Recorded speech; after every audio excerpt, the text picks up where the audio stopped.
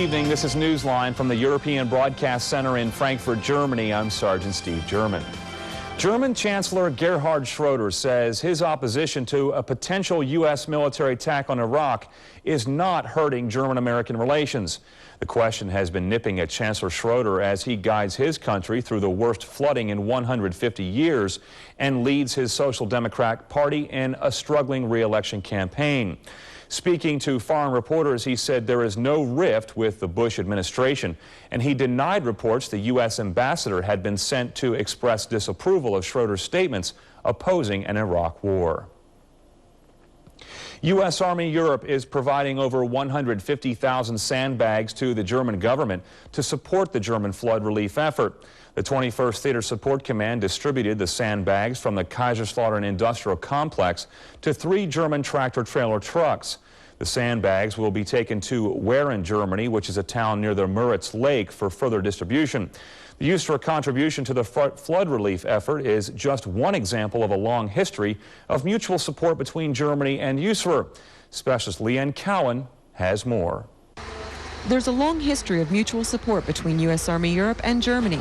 The 21st Theater Support Command's Kaiserslautern Industrial Complex helped give some important supplies to the German government.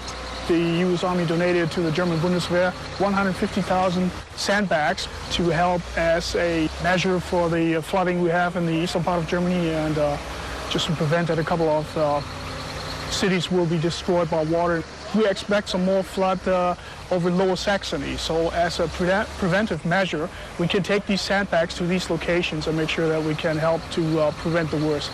U.S. Army Europe's happy to support the German flood relief effort.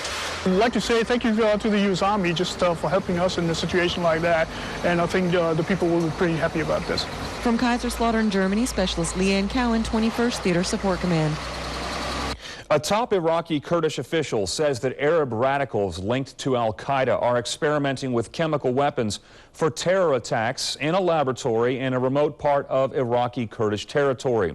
A top leader of the Patriotic Union of Kurdistan, or PUK, spoke a few days after meeting with Vice President Dick Cheney and Defense Secretary Donald Rumsfeld in Washington to talk about possible U.S. plans for military action against Iraq.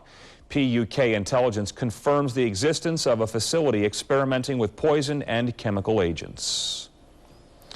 The United States is accusing Iraq of not cooperating in determining the fate of missing Gulf War pilot Scott Spiker, despite numerous requests for information.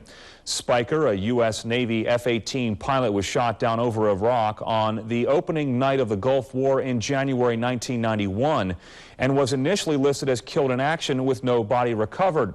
But in January 2001, the Navy changed his status to missing in action because of a lack of evidence that he died in the crash.